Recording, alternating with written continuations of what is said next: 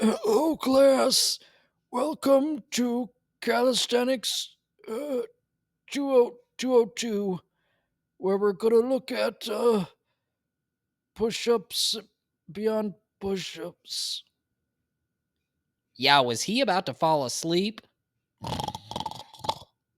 Yeah, he definitely fell asleep. Yeah, okay. I'll take it from here, everyone. Welcome to Calisthenics 202 Push-ups and Beyond. Today we are going to look at push-ups and what you should do after. Let's get to it. For this course, we're going to break it down into two parts. The first part is just all about push ups, everything you need to know to build up that solid foundation before the next steps. And then we're going to go do a holistic overview of some of the different paths you can branch out to, just like we did in the 201 course. Let's break it down and get to it. If you're doing this 202 course, make sure that in the 101 course you have mastered doing at least a couple regular push ups. If you're still in the stage where you are doing push ups against a wall or knee push ups, this information might still be valuable, but make sure that you conquer those before trying to push a bit too quickly into the next phases.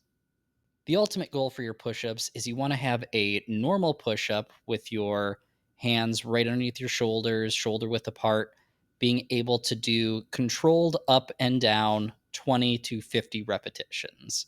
This is going to build a solid foundation that you'll probably use honestly for the rest of your pushing career. Even if you're doing crazy things like handstand push-ups and planche work, adding in push-ups is a solid chest builder and a good conditioning piece that you should not forget even as you advance later and later into your pushing career. Some quick tips for your push ups: you're going to want to keep your arms about shoulder width apart with your arms underneath your shoulders, head looking out a little bit above your hands. You want to have a neutral spine here as if you were standing up and just looking forward naturally. Don't want to crank your neck too high or too low, or else you might have neck issues after doing your push ups, which we don't really want, do we? For your spine, same kind of here. You want to have it in a straight line, your butt not too high, not too low. Keeping your core engaged here is going to help throughout the push up to keep a long term stable body. You are going to hinge at your chest by bending your arms and squeezing your chest muscles. A lot of people here might dip at their glutes and their hip level. So make sure that when you're doing this, that is a portion of keeping locked in and straight at all times. I highly recommend recording yourself doing a plank and do a couple push-ups just to see if there's anything out of alignment, whether it's your head looking too high, too low, and if you have your butt too high or too low itself. Recording yourself at least while you're starting out just to get a rough sense of what your push up looks like is a big game changer. Don't avoid doing it. And make sure that also, too, when you're doing your push up, make sure you're getting down to where you are close enough to the ground to actually get the most out of your push up. Now that you got the right form and you're starting to knock out some reps, but maybe you're not feeling good enough yet to go to any of the other progressions or they're not really speaking to you, you can still make your workout harder by putting your feet up on a box and doing your push ups, or starting to move your hands a little bit closer to your waist, putting a little bit more of a burden on your shoulders. There's a couple different variations there. You could also put your hands up on parallettes and go a little bit deeper and do some lean push ups.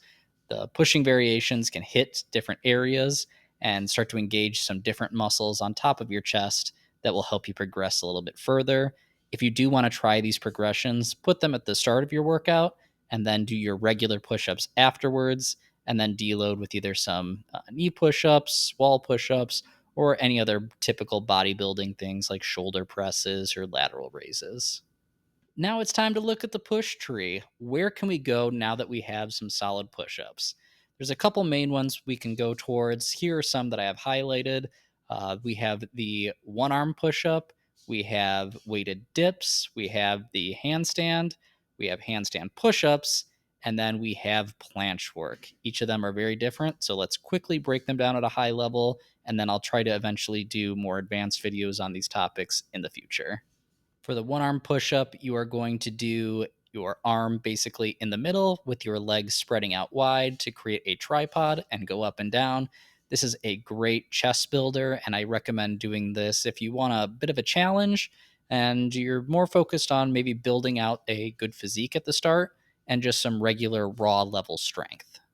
Another good muscle building activity you could do is weighted dips or just dips in general. This is similar to a push up, but now your body is becoming more straight up and down. So you're engaging a lot more of your triceps and a little bit less of your chest, maybe a little bit more of your lower chest muscles. For these, you attach a weight plate or no weight at all, and you are simply just lowering yourself down and pushing yourself back up using only your arm muscles. This is recommended if you maybe want to get into some of the gymnastics type movements and work on something a little bit more acrobatic before getting into some of the other more complex movements. For handstands, we're doing something a little bit different. This isn't a muscle builder. You're not going to get a jacked physique from it, but it's one of those skills where you're upside down and conquering your fear of face planting into yourself.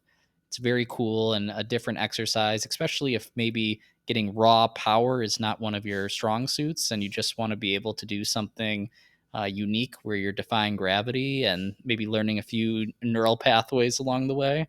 And it's honestly one of those kind of soothing things that you can do every day without overstressing your body. Now, the handstand push up takes everything we talked about the handstand and throws most of it out the window.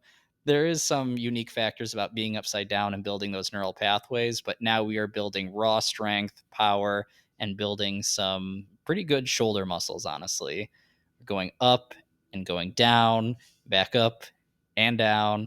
And we're from all of this back and forth. We're building some big muscles and honestly impressing a lot of people, trying to figure out how you're able to maintain a balance and have some raw power along the way.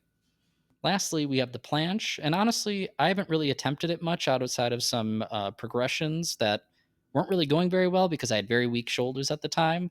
Eventually, I do plan on working on it, but just note that the planche is one of those skills where you're basically doing a front lever, but upside down. And you're using a lot of shoulder strength to be able to keep your body parallel to the ground. A lot of people that work on planche work have this as their primary focus, and it makes sense why they do so. This thing is brutal. Proceed with caution. Short class for the day. Doesn't look like Grandpa's woken up yet, so I think we're still doing pretty good on time. We've learned today how to get our push ups and advance them, and all the cool areas in the pushing world that we can go towards next. I will have new course materials on these coming soon. I do have a few simplified videos out there already that you may wish to check out. Thank you for watching, everyone. Please like the video if you enjoyed it. Subscribe to the channel if you haven't already. And leave a comment down below on which course you want to see next, any other areas you want me to simplify further or cover in any upcoming videos. Thanks a lot. Have a great day. Wake up, Grandpa.